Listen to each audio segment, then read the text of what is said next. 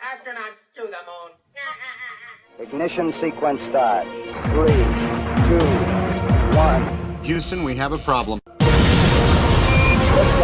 We have a liftoff. We copy you on the ground. You got a bunch of guys about to turn blue. What you're seeing here is a mirage. What's going on, everyone? It's Jeranism, back with another video for you today. Asking the question, do you believe in magic? Well, that's where I'll start. How you gotta believe if you want to be smart. 'Cause it's magic. And they fooled us with movies. And if you question its reality, well, then they'll call you a loony. But once you know it's magic, well, it'll free your soul. And we can all join together with a common goal. Like getting rid of these good-for-nothing, pathetic, Masonic lying a-holes. No. Hell no. In space? No. I said no. Oh, sorry about that. Anyway, do you believe in magic? I'll be asking that throughout this video. That very question, do you believe in magic? To begin, let's watch this joint Soviet and U.S. mission.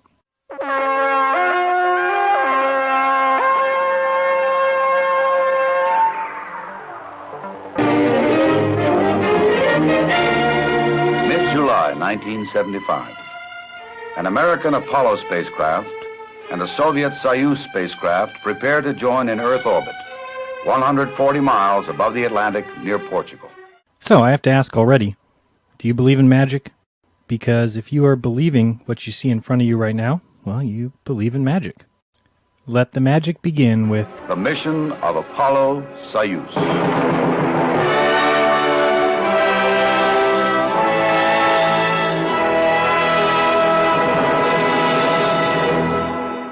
From these rocket launches done with miniatures in a studio or sent out into the ocean, can you recognize when you're being fooled?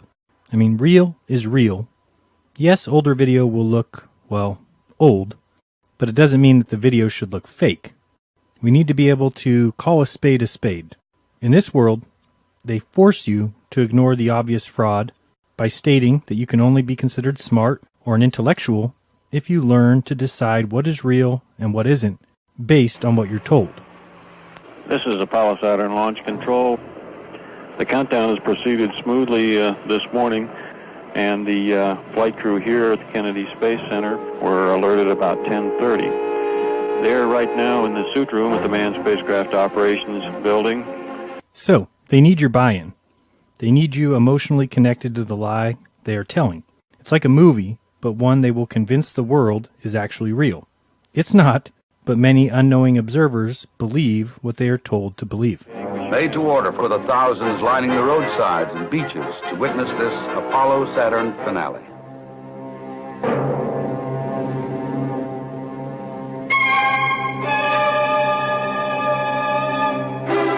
Because if you witness it, if your grandfather made a fuel bracket for the Saturn V, if you watched it on TV or saw it in a newspaper or heard about it at school, well, they have your buy-in.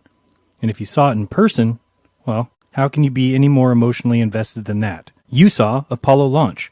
Your great-uncle was part of the satellite station tracking at Goldstone. Your cousin's best friend's sister's nanny used to eat at a restaurant where a guy who once worked in mission control used to eat. Engine ready, light on. 10, 9, 8, 7, 6, 5, 4, 3, 2. Engine sequence start. 1, 0. Launch commit. We have a liftoff. All engines building up thrust. Moving out. Clear the tower. Roger, tower clear. Roger, Tom, you got good thrust on all engines. You're right on the money. 30 seconds. We're on the way. Stand by for mode 1, Bravo. I mean, do you believe in magic? Do you believe this?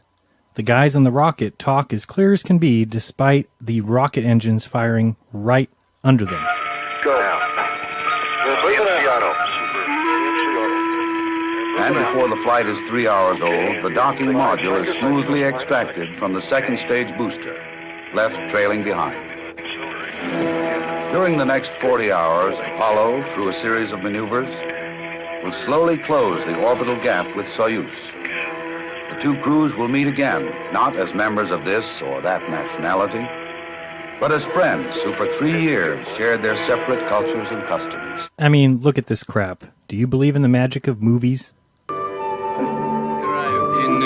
the United States, I want to visit Hollywood. Alexei Leonov, Soyuz commander. Because I want to be a movie star. Colonel in the Soviet Air Force. No, I don't want. Tom Stafford want. Well, that's what these guys became. Movie stars, doing science. Yeah, so many science experiments.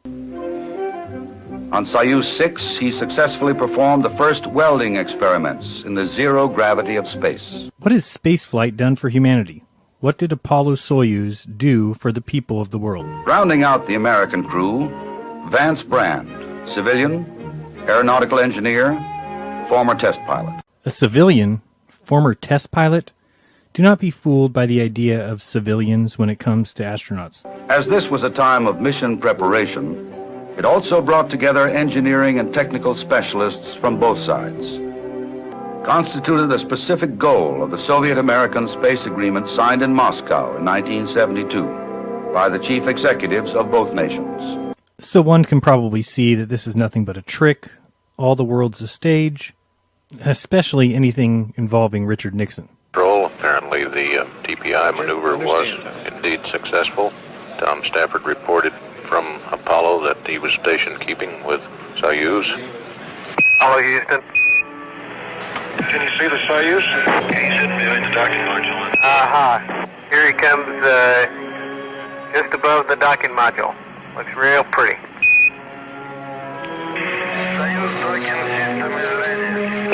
Good show. Let's stay there. Look at that.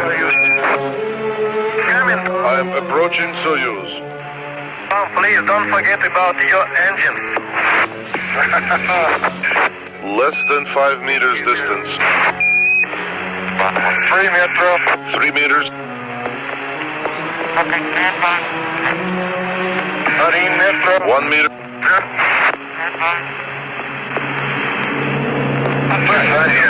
Contact. Capture. We also have capture. Again, I have to ask, do you believe in magic? I mean, honestly, in your heart of hearts, can you be fooled so easily? Because nowadays, I can see how you might be fooled. But when we look back at these fraudsters from not too long ago, are you able to recognize what took place and what happened to people who were overly trusting? Around the world, millions watch and listen as the two spacecraft become one. Now they wait for the next dramatic event, the meeting of Soviet and American crews. All right, auto show. Hawk Value, Loop 3. Okay, the camera. Ah!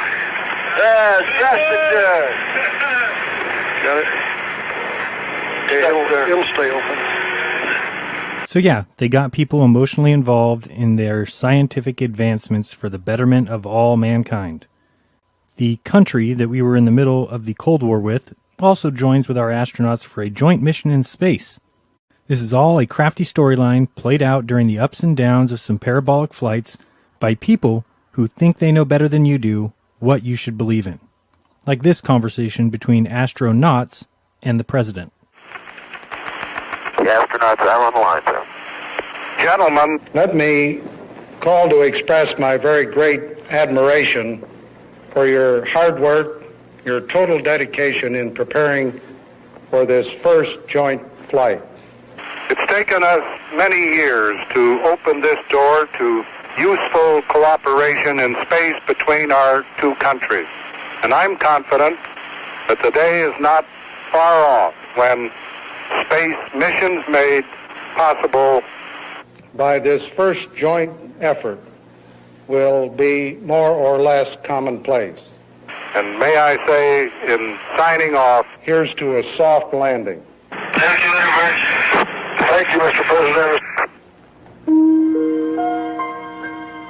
Of course, that was not a real conversation. That was a pre-recorded message by Ford, played for the astronauts and to the viewer at home. But to the viewer, it's an all-out deception, a lie, a fabrication. There was no truth in what was being done. It was symbolic, just like the coin they symbolically joined in space. Apollo-Soyuz medal. One half launched with Soyuz and the other half with Apollo. to symbolize the link. Symbolic, perhaps, but really what they are celebrating is a mass deception, a purposeful dumbing down of the public. At acquisition here, we should have confirmation of undocking and a real-time television picture of Soyuz from Apollo as it backs away in preparation for the solar eclipse experiment. And so again, I have to ask, do you believe this? Do you believe in magic?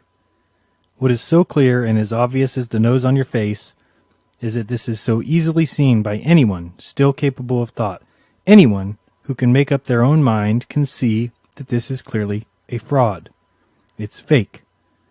This image here is supposed to be Apollo blocking the sun, emulating a solar eclipse. Sure.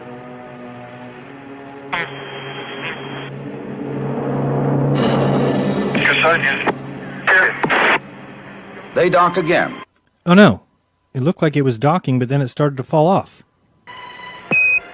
Apollo, Houston, it was a beautiful docking. We had a good picture. We can see Italy coming up in the Mediterranean right now.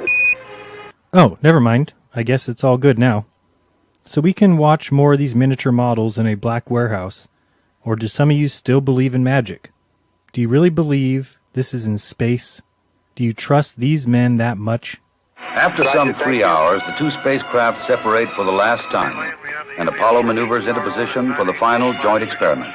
Wait a second. Why does the craft easing away look identical to the craft arriving earlier?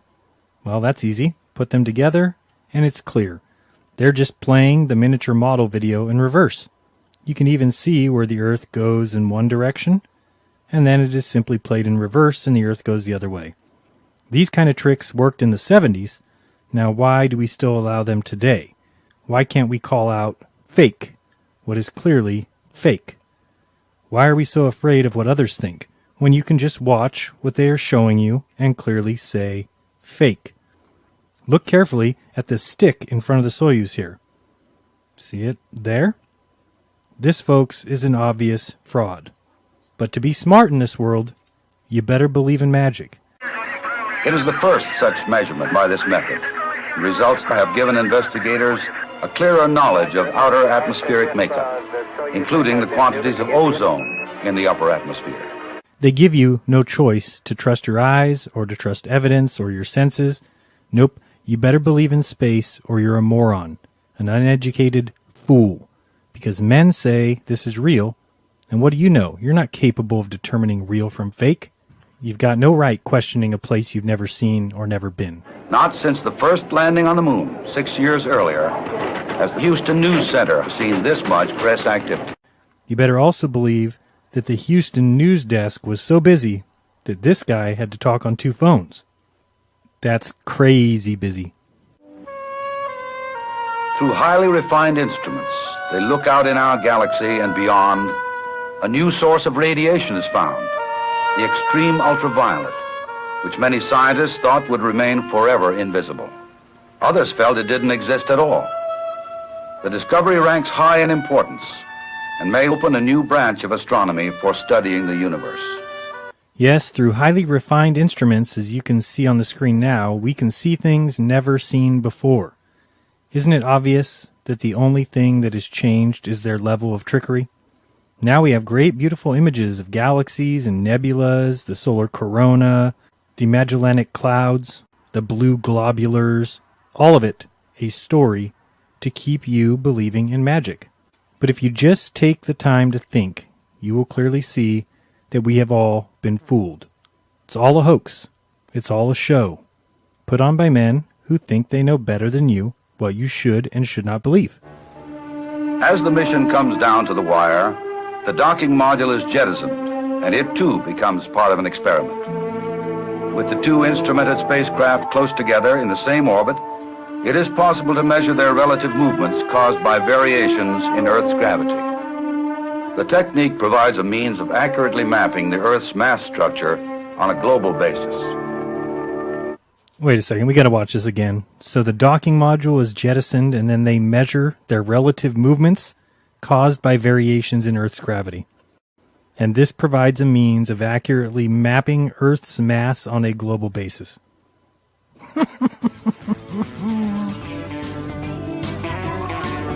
No. Pulsing is flight controllers. ECOM reports everything looks fine. Go for the burn. Okay, Crip, everything's up. Great shape up here. The only thing we're concerned about is that you've got all your splashdown parties coordinated, over. Well, I've been working on that. Okay, sounds good. Up here they come through the atmosphere. Don't burn up from that plasma. Squeeze through. Those parachutes opened perfectly. Didn't burn up in the atmosphere or anything. Let's see them coming out of the sky. Oh, great.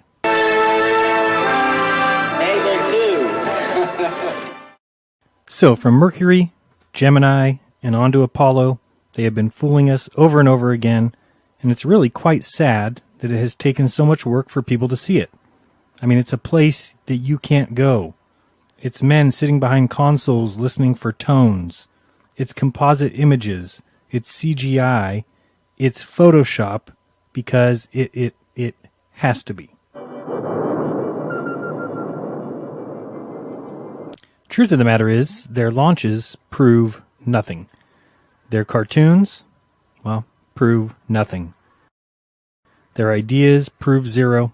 Their satellite beepings mean nothing. Their graphics prove nothing. What they put in school books proves nothing. Their men in white coats prove squat.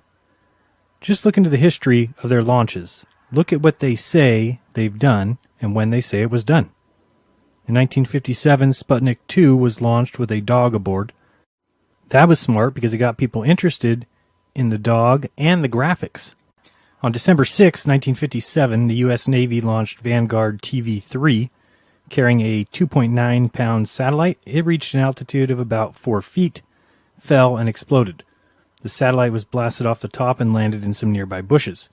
So now it was 1958, and after a few dumb moves again by the U.S., February came and America launched another attempt.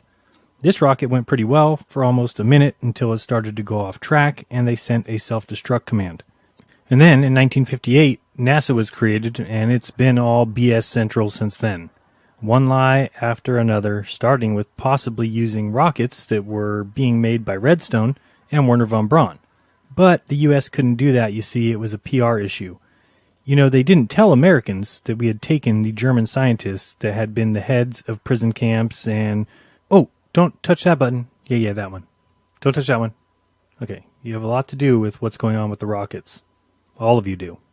So anyway, they were heads of prison camps and practicing mind control and testing drugs on human patients.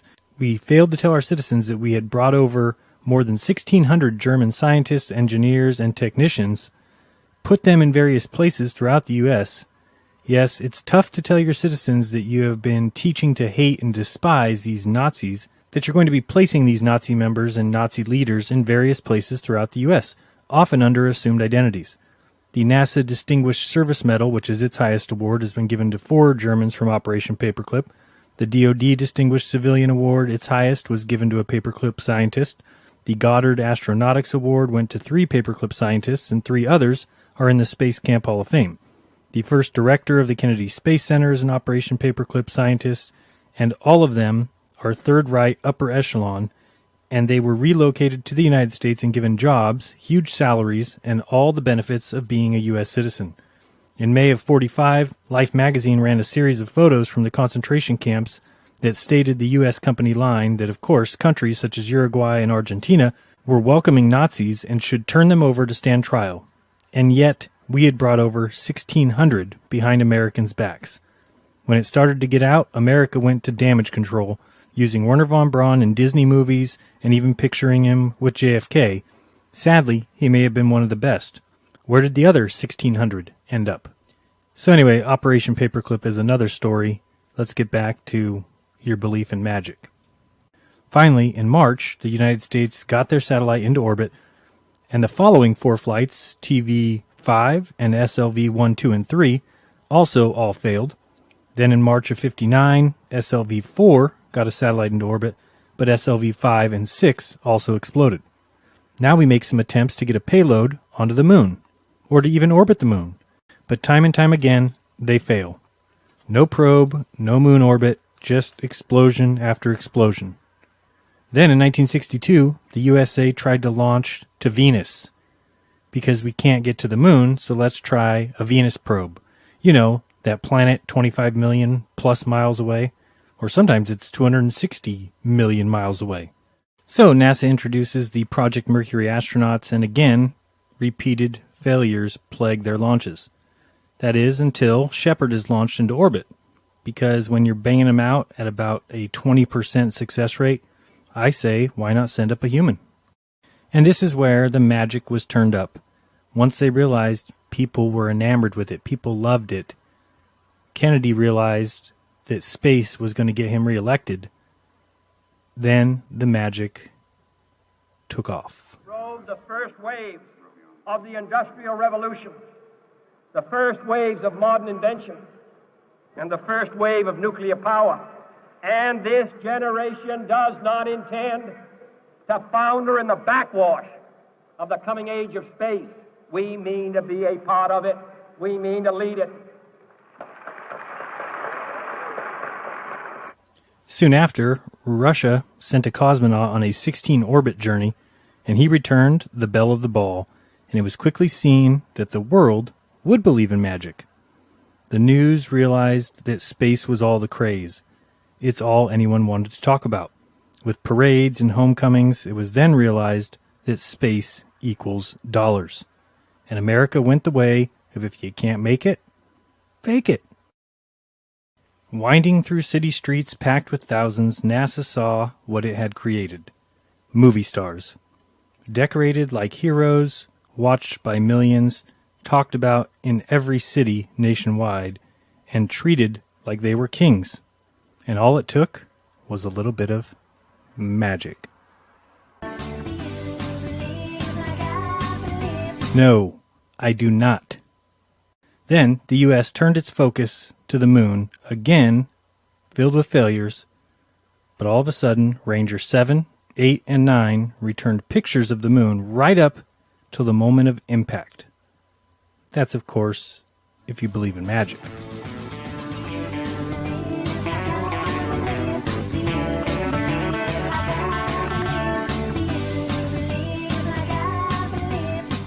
No, sorry.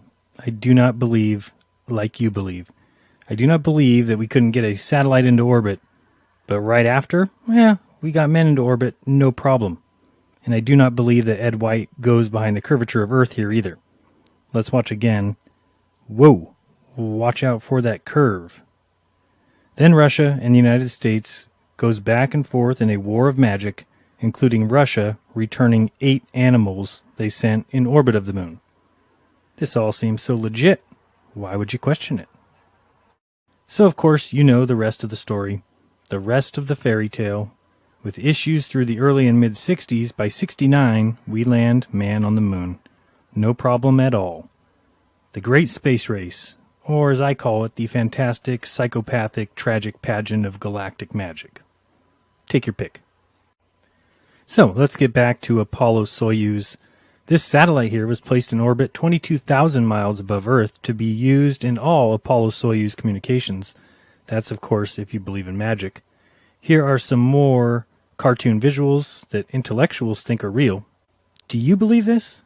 Honestly, do you believe in magic? I mean, really, take a close look here and leave a comment in the comments below of whether or not you believe in magic. Look at these guys putting things together in the dark. That makes sense, wouldn't it?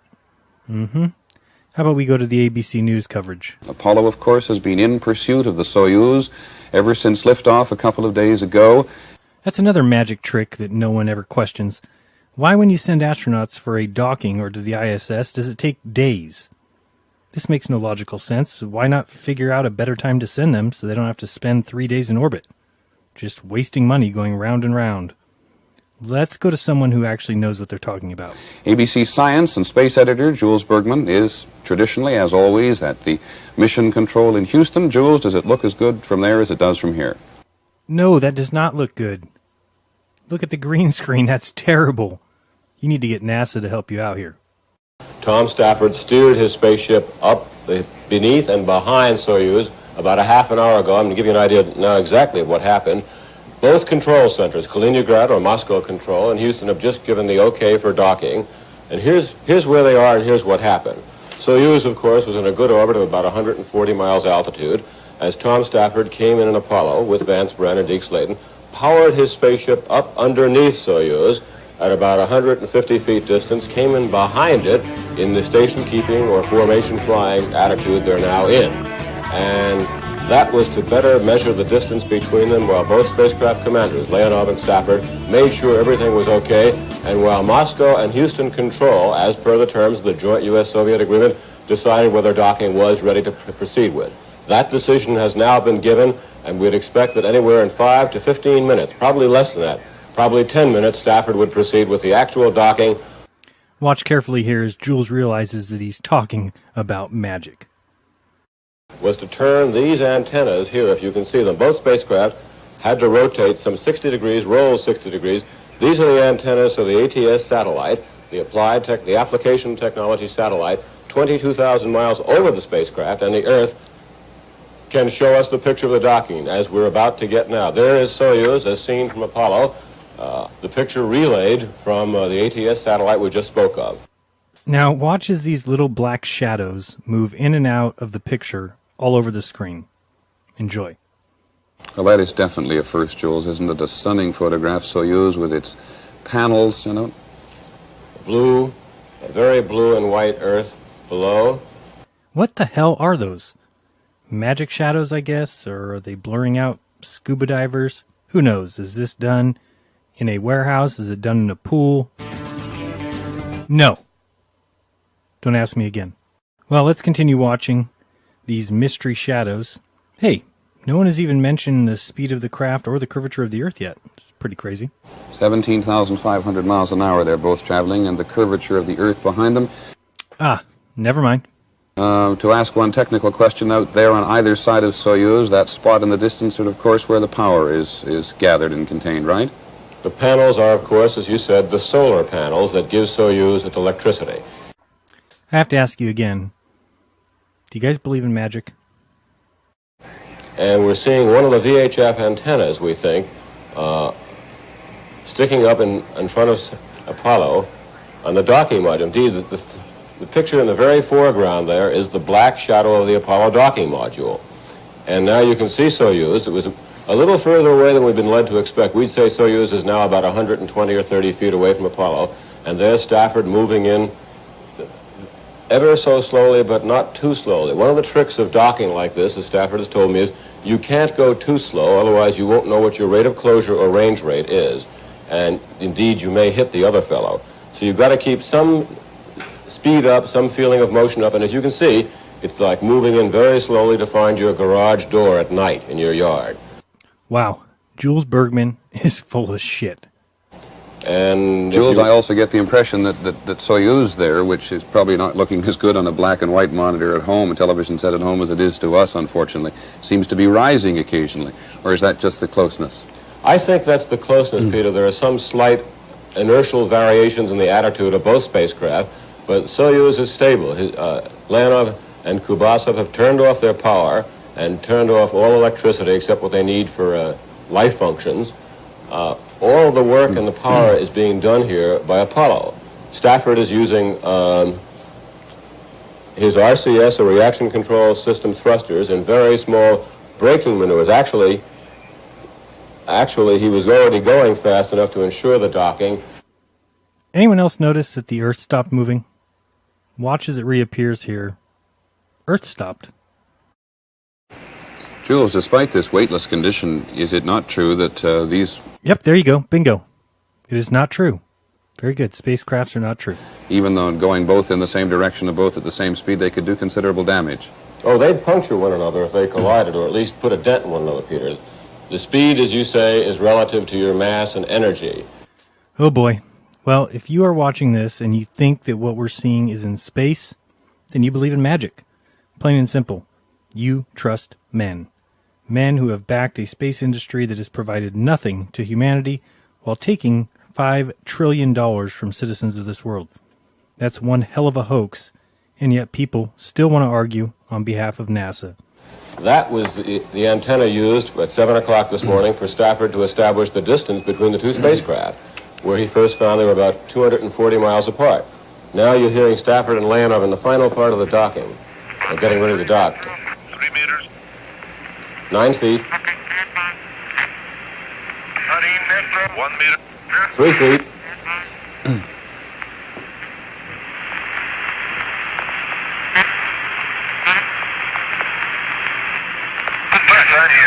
Contact. Capture. We also Capture, have they're docked. Freemasonic, lying clowns. It's time to wake up, folks. It's movie magic. Nothing more than a hoax. A scam, a ruse. Everything is excellent. Soyuz and Apollo are shaking hands now. Alexei Leonov saying We agree. that the two capsules have themselves shaken hands and a few hours away from the actual handshake between Tom Stafford and Alexei Leonov. Jules, what happens now? Now, you see, they say they've made contact and captured. Capture, the latches are engaged. They have to check that out, Peter, and go through a long checklist.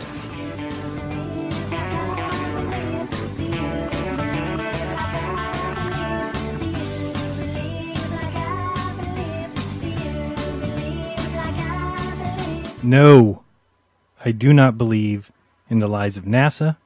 I don't believe in the lies of Roscosmos or ESA or JAXA or SpaceX or Blue Origin or Moon Express or any of the other space agencies because I don't believe in magic. But that's just my opinion. You are free to your opinion, and I'm free to mine. So be kind, don't lie, and don't fake space. Open your mind, find your own truth.